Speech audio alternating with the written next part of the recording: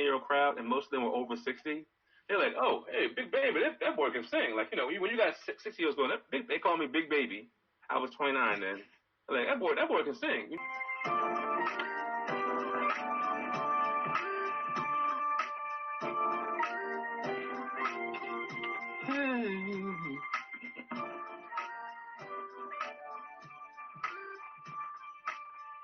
If I told you I adore you, will you believe the words I said? I've always been down for you, at least inside my head. I can't hold back any longer. These feelings I have run deep.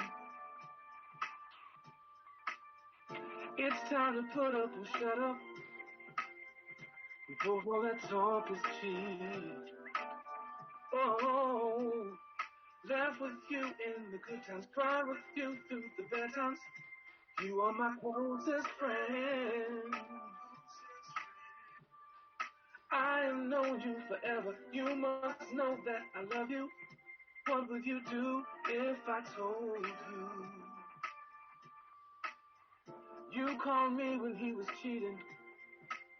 Told me I was your confidant. You were there for me when she was leaving. I now know it's you I want. Hey, what's up? This is Marc Avon Evans, and you're tuned in to Verse TV. That's hashtag VERSTEAV. Make sure you like, subscribe, and share often. I'll be with you guys all week. See you soon. Peace. What's up, guys? It's your boy Travis Music here, and you hear my voice, and you know what that means. It's time for All the Tea with Verse TV. Special guest in the building today, y'all. We got Marc Avon Evans in the building. Sorry, Marc Avon Evans in the building. Thank you so much, brother, for being here. So excited for your interview. Y'all, you're an artist, so y'all know I do a lot of different things, but music is one of my most important things. So this interview is something very important to me. I got my shiny Superman suit on today, so I'm feeling excited. So without further ado, Marc Avon Evans, please, for those in our audience who may not yet know where you're from, tell us where you're from. Just a little bit about your background, and then also what and has your background being where you're from influenced your work. Cool. Indeed, hey, what's up? This is Marc Avon Evans. I am currently living in Tacoma Park near D.C., but I'm from Baltimore, Maryland. I've been there my entire life except for the last year. My family and I moved out here for her job. My wife had a new job at Georgetown, so we came down this way to support her and make a transition.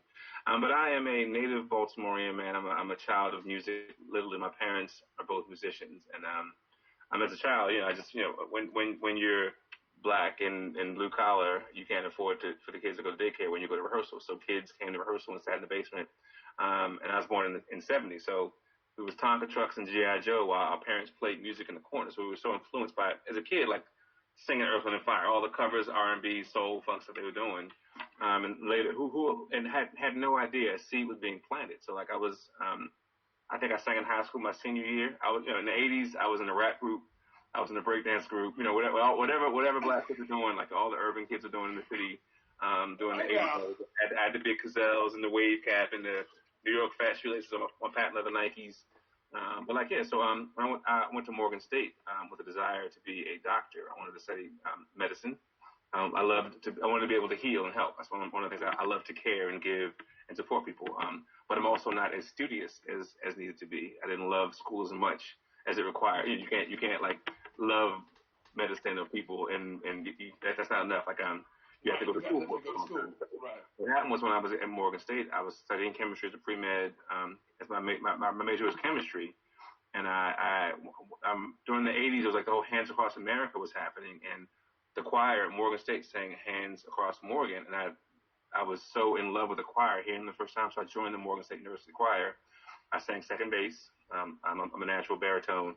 I sang bass in the choir for like 5 or 6 years, even past being in school. So I'm a Baltimore. And Baltimore is saturated with good music, soul, blues. They have a strong history. My father's from Frankie and the Spindles, which is a huge regional funk soul band that opened for all the majors and part of the Royal Theater, the history of Baltimore's music. So Baltimore definitely is a part of who I am, and I give back weekly for the last like 12 years. 20-some years. I had a series for 12 years. Oh, nice. Long, short answer. And so, for how long you say you've been making music and singing and making this great music total? Like since you've been. I mean, I've been performing probably for like 25 or 30 years. I've had a band since 93, 92. So it's been almost 30 years. Yeah. Wow, your own band since 1992. Yeah, that's amazing. Yeah. Super amazing. I have my own band. We only been together 2 years, and so to hear you say that, I'm like, oh, look at that! Like, that's so inspiring. So, only much more to look forward to. So you often mix strong soul vocals with house rhythms. Why soul music? Why house music? Why even combine them? I mean, well, I am a balladeer at heart. Jazz is my first love. I feel like everything else I do musically that's not jazz, kind of like a side piece. I'm cheating on jazz. Because I was literally a huge fan of like Nat King Cole and like standard straight ahead jazz and ballads. I could sing ballads for days. And starting a band, like we select songs for the bands, and on the bands, those guys were all playing top 40 covers, Motown, a lot of funk. So we come in there, my buddy Bobby and I, Bobby Blackwell, and I started the band together in '92, and we come in there with all like this. Maxwell's brand new. We're doing Maxwell, we're doing Eric Benet, we're doing George Duke, like No Rhyme No Reason, like we're doing all these great deep. Omar from the UK we were covering great music, and like yeah, but play Brick House, but play so I became a cover artist, and then like probably 20 years later, or maybe like 10 years later, in 2004, I had been shopping to labels as an R&B artist, and hip hop was so rap at that time. Rap was so big that labels weren't looking for R&B; they were looking for money by rap music because it was making so much money. Like even like for example, house music went overseas. So I released my first indie album in 2004, and then was invited to do some studio work with DJ Spin and the Motherfunkers in Baltimore, and did some background for like Perfect House. I did some background tracks. Let me write something for you, and I wrote a song "The Way You Love Me" in 2004, and that took me around the world. So I'm really, and house is just neo disco. I'm really just doing love songs you can dance to, like. I'm the new Barry White or Teddy Pendergrass or like Luther in a sense. In Europe, I'm seen as like the man singing love songs in the man voice, not falsetto, but like baritone, big old burly husky. Take them all, turn them all, all that kind of. I get to scream and growl and then smile, and people go, oh my God, that's so.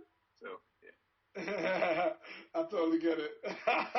So who would you say would be your target audience for music? I mean, it's because my music is about real life stories, real love stories. It's really it's hopefully for anyone, but I mean it's been for like that 30 over crowd, that 30 to 50, 30 to 60 crowd. I've had elders even pull me up, like when I was 30 playing clubs in Baltimore. I played at this club called Macy's in West Baltimore, and it was like all the cats were like it was like a 40 to 70-year-old crowd, and most of them were over 60. They're like, oh, hey, Big Baby, that boy can sing. Like when you got 60-year-olds going, they call me Big Baby. I was 29 then.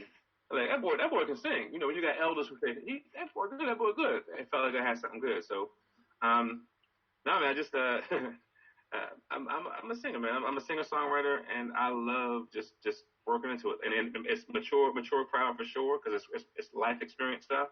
But there's no new human experience. So I write from like a perspective of love, faith, hope. Hopefully I can find you in some kind of way. The production is more the thing that seasons and gets the listener than the content does. Mm-hmm. So, what would you say inspired you to get into the music industry? Would it be like your past and growing up and listening to your parents play music, or is it even deeper than that? I mean, I didn't realize that my parents were that influential. Like when you're a kid, and if there's cereal in the house, whether it's Rice Krispies or Frosted Flakes or the Coke, whatever, if it's not the fruity, you want the fruity crunchy one. It's serious. Always. So there was so much music that it was like we all took it in, whatever it was, good, bad, stale, open box, whatever. But I didn't realize that I was being influenced and falling in love with music, and because I wanted to heal, I found that music evokes emotions and connects people. So I found a way to heal sonically through music in ways I probably never would have been able to as a doctor. I've seen 25 countries and have friends around the world that I really call my friends because I met them in several settings. So it's been a huge blessing to be able to reach out and touch and heal and lift the spirit through a song. Mm-hmm. Got you. All right now. That's what I'm talking about. That's real music. That's what I'm trying to tell these people. These young people know music. It's medicine. That's music right there, because it definitely is medicine. What is the hardest part about your work in the music industry, and what is the most enjoyable part of it? You know, we always have the ups and the downs of good and the bad. What's been the most enjoyable, and what's also been? I mean, performing, being able to have a good time, like because I'm so used. I was live before studio, before recording, so for me, it's always about performing. So being able to intimate rooms, eye contact, a connection. Um, we do a lot of covers as we do when you have a band, and you play clubs and bars, and you got to play weddings and whatever you do work. Those are commercials for the big things, but I've always been sneaking in my songs in between. If I got something that fit the genre or the groove, we put originals in between. But again, sharing, performing is the thing that I love the most. Being able to really to use the gift and see, like it's like instant gratification. If I sing and I see you move, or you sing with me, or you swaying or rocking, nod your head, we've connected. The hard part about it is because it's a business. The business part of it, like there's a lot of politics. It's hard for an artist who's pure in their intent to get on without having a plan or you got to approach it like a business. That's been the hardest part of it, having to be business and artist and be creative. Even as a writer for hire, to be creative on demand and be inspired on demand is a hard thing to do. So. Because sometimes you got to do it so you can eat. You don't write, you don't work, you don't get paid. So that's the hardest part. The business versus like doing it from the love of your heart and the art, the creativity piece. Right. Come on now, talk about it. I'm just like, people don't get it, they don't understand. So when hearing it come from your mouth, it makes it like it's like, yes, if that's the only one. Like, and I just have so much more respect for you. Like looking up your videos and looking up what you've done, and you being friends with Cece. Like this is just makes it even more inspiring for me to look forward to what I have to do in life. Because I told you before, it's something different about what I do with my music. I'll get to it towards the end. True, and you'll see why I'm saying that. So. Cool. I'm very active on social media. So it's Marc with a C, MARC, Avon, like the product, Avon Evans. Excuse me, Marc Avon Evans Pics on Instagram, Marc Avon Evans Music on Facebook, and that links to everything I'm doing. Performances, video links. You can Google me. I'm Googleable. You can Google me, or you can ask Siri about me. That's hot. Yeah. So I'm here. That's it, man. I'm here. Maryland-based and worldwide. Go back like rock, paper, scissors. Spin the bottle and double dutch. Double dutch like double dutch. I loved you all my life, girl. Now I realize just how much. Oh, back with you. You are my closest friend.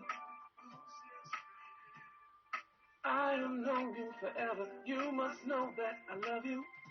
What would you do if I told you?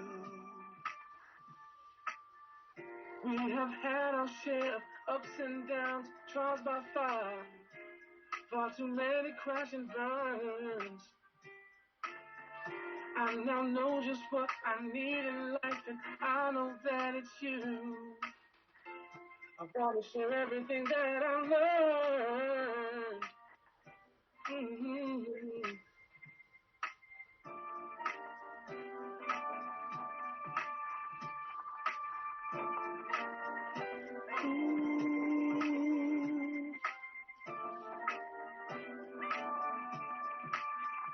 I have laughed with you, cried with you.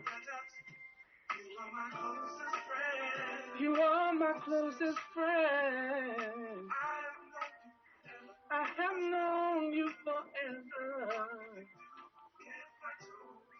What would you do if I told you? Oh, I laugh with you and cry with you. Mm-hmm. What would you do if I told you? Mm-hmm. Yeah. Like the old friend thing, a friend should be a friend first, and like the fear of like crossing that line, like I mess our friendship up if it don't work out.